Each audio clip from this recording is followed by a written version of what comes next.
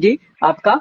और आपसे एक सवाल और मैं जानना चाह रहा था कि प्रधानमंत्री जी जब कर्नाटक में चुनाव प्रचार कर रहे थे और उस समय मणिपुर की घटना हो रही थी, आईबी और तमाम अन्य एजेंसियां जो सक्रिय होती हैं और सीधे आईबी तो सीधे प्रधानमंत्री जी को रिपोर्ट करती है, तो ये कैसे मान लिया जाए कि आईबी ने प्रधानमंत्री जी को ये रिपोर्ट नहीं किया? और अब हमें ये खबर बताई जा रही है, इंडियन एक्सप्रेस ने इस खबर को हमें बताया है कि आईबी के बड़े बड़े अधिकारी इस समय मैतेई और कुकी संगठनों से बात कर रहे हैं, समझौता कराने की कोशिश कर रहे हैं।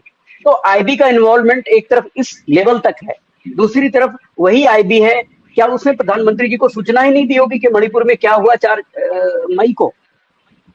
नहीं नहीं, ये तो असंभव है। This is just next to impossible.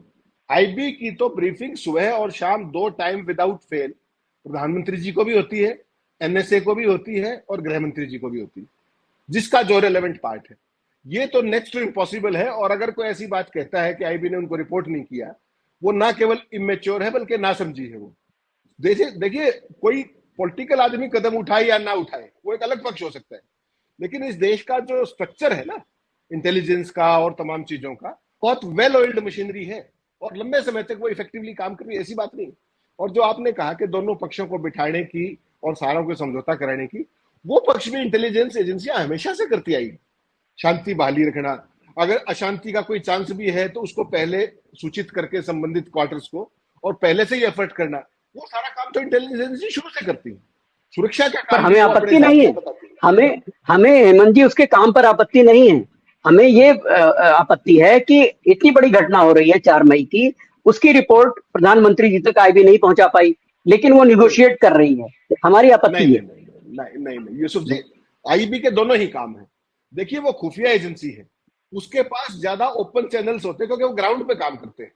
उनके सभी पक्षों के साथ ऑफिशियल और अनऑफिशियल तमाम तरह का कम्युनिकेशन होता है। तो वो तो एक अच्छी बात है कि लाइंस जब ओपन होती है बातचीत करने की, तो वो सभी इंटेलिजेंस एजेंसी करती है। सेंटर है तो आईबी है, स्टेट है तो सीआईडी वही काम करती है। तो हर एक एजेंसी का वो मैंडेटेड काम है। सरकार को सूचित करना एक पक्ष है मैंडेट का, उसके अलावा बहुत सारे पक्ष हैं कि सभी पक्षों को कॉन्फिडेंस में लेना, कॉन्फिडेंस बिल्डिंग एक्सरसाइज करना, वो सारी एजेंसीज करती है। इसमें कोई नई बात नहीं। लेकिन ये कोई बात अगर कह देता है सरकार के अंदर कि आईबी ने सूचित नहीं किया, तो ये तो सरकार की नाकामी है। फिर तो तंत्र बैठ गया। जी। ये तो बात कोई स्वीकार ही नहीं करेगा ना, और ना ये संभव है, क्योंकि आईबी की तो ब्रीफिंग का फिक्स पैटर्न है।